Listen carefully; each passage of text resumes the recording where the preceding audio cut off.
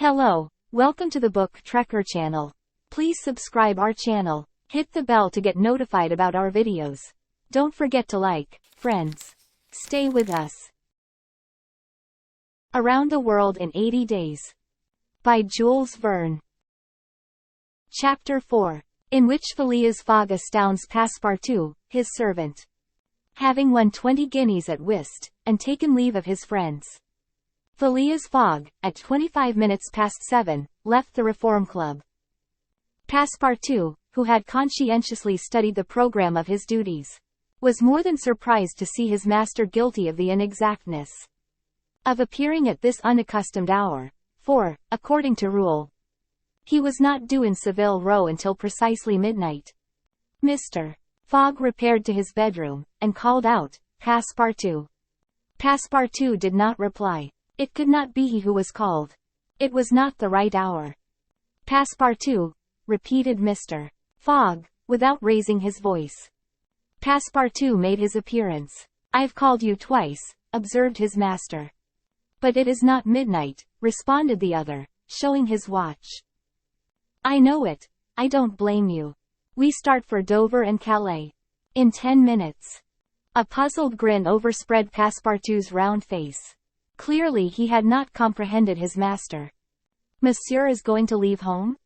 "Yes," returned Phileas Fogg. "We are going round the world." Passepartout opened wide his eyes, raised his eyebrows, held up his hands, and seemed about to collapse. So overcome was he with stupefied astonishment. "Round the world," he murmured. "In 80 days, responded Mr. Fogg. "So we haven't a moment to lose." "But the trunks?" gasped Passepartout, unconsciously swaying his head from right to left. "We'll have no trunks, only a carpet-bag, with 2 shirts. And 3 pairs of stockings for me, and the same for you. We'll buy our clothes on the way. Bring down my mackintosh, and traveling cloak, and some stout shoes, though we shall do little walking. Make haste." Passepartout tried to reply, but could not. He went out, mounted to his own room, fell into a chair, and muttered, "That's good, that is. And I, who wanted to remain quiet." He mechanically set about making the preparations for departure. Around the world in 80 days. Was his master a fool? No. Was this a joke, then? They were going to Dover. Good. To Calais. Good again. After all, Passepartout, who had been away from France 5 years, would not be sorry to set foot on his native soil again.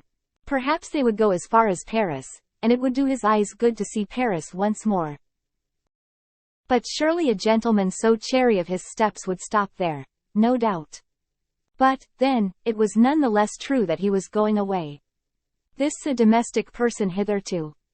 By 8 o'clock Passepartout had packed the modest carpet-bag, containing the wardrobes of his master and himself.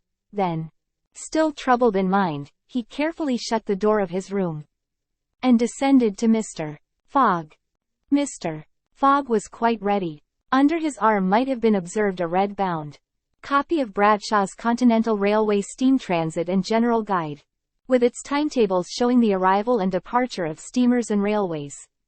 He took the carpet-bag, opened it, and slipped into it a goodly roll of Bank of England notes, which would pass wherever he might go. "You have forgotten nothing?" asked he. "Nothing, monsieur." "My mackintosh and cloak?" "Here they are." "Good. Take this carpet-bag," handing it to Passepartout. "Take good care of it, for there are 20,000 pounds in it."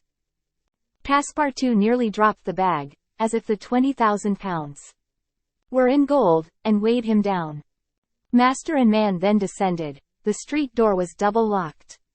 And at the end of Savile Row they took a cab and drove rapidly to Charing Cross. The cab stopped before the railway station. At 8:20, Passepartout jumped off the box, and followed his master, who, after paying the cabman, was about to enter the station, when a poor beggar woman, with a child in her arms, her naked feet smeared with mud, her head covered with a wretched bonnet, from which hung a tattered feather, and her shoulders shrouded in a ragged shawl, approached, and mournfully asked for alms. Mr. Fogg took out the 20 guineas he had just won at whist, and handed them to the beggar, saying, "Here, my good woman. I'm glad that I met you," and passed on. Passepartout had a moist sensation about the eyes. His master's action touched his susceptible heart. 2 first-class tickets for Paris having been speedily purchased. Mr. Fogg was crossing the station to the train, when he perceived his 5 friends of the Reform. "Well, gentlemen," said he, "I'm off, you see, and, if you will examine my passport when I get back, you will be able to judge whether I have accomplished the journey agreed upon." "Oh, that would be quite unnecessary, Mr. Fogg," said Ralph politely. "We will trust your word, as a gentleman of honor." "You do not forget when you are due in London again?" asked Stuart. "In 80 days, on Saturday, the 21st of December, 1872. At 9:15 p.m. Goodbye, gentlemen." Phileas Fogg and his servant seated themselves in a first-class carriage. At 20 minutes before 9, 5 minutes later the whistle screamed, and the train slowly glided out of the station. The night was dark, and a fine, steady rain was falling. Phileas Fogg, snugly ensconced in his corner, did not open his lips. Passepartout, not yet recovered from his stupefaction, clung mechanically to the carpet-bag, with its enormous treasure. Just as the train was whirling through Sydenham, Passepartout suddenly uttered a cry of despair.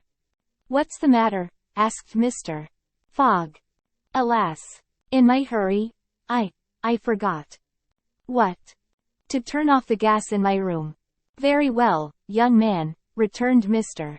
Fogg, coolly, "it will burn. At your expense." Thanks for watching.